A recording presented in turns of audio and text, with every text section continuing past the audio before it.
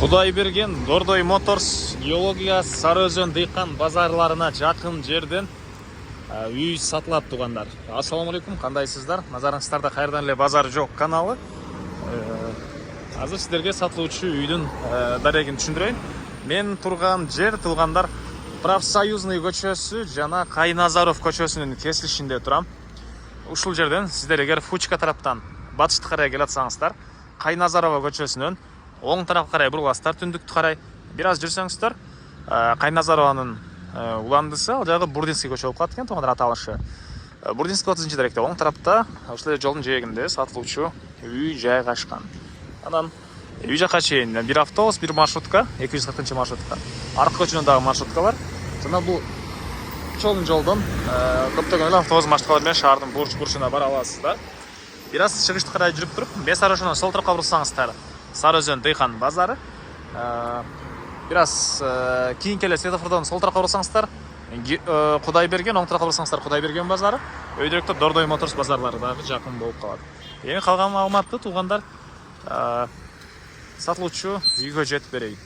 Мынакей туугандар, келүү жолун түшүндүргөнчө, бүгүнкү чыгыштагы сатылуучу объектине жетип келип калдым.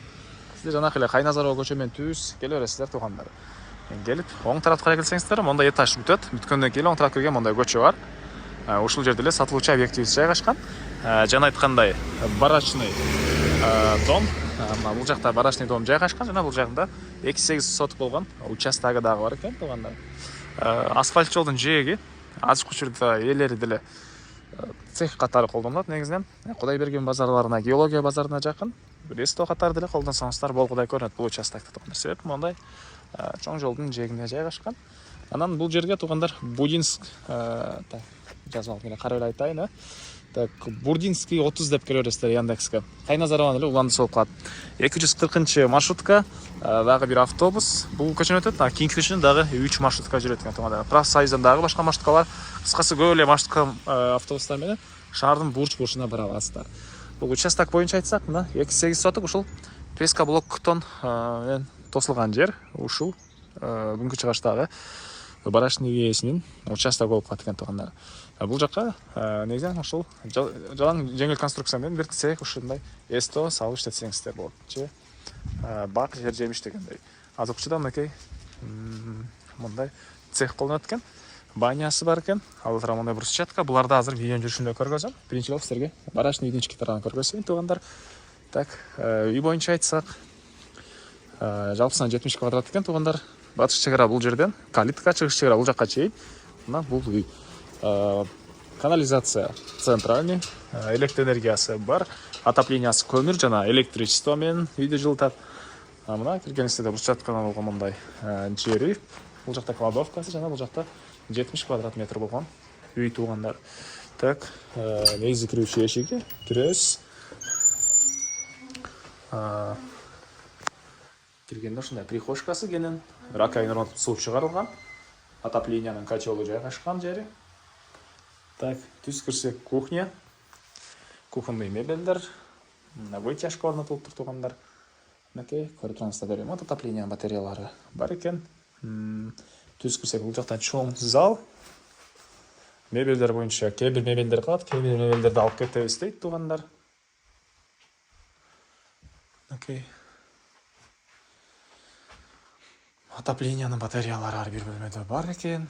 Жана бул жакта кийинки бөлмөсү туугандар. Мынакей.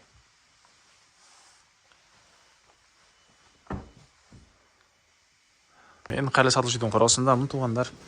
Так, андан ары.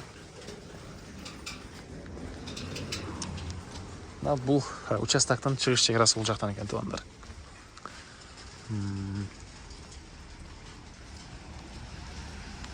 Бери карай кирсек калиткадан.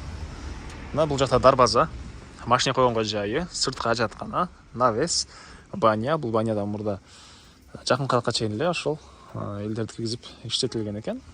Киреше кылып тургандар. Мына бул жакта бир 120 квадрат метрдей, болжол менен 120 квадрат метрдей болгон ушундай помещение, жеңил конструкция менен салынып тур, мынакей көрүп турасыздар. Ички тарабы азыркыча цех катары колдонулат экен туугандар. Киргенде бир чоң бөлмө, жарык, электр энергиясы бар. Бул жакта дагы мындай Чоң бөлмөсү экиге бөлүнүп тургандар.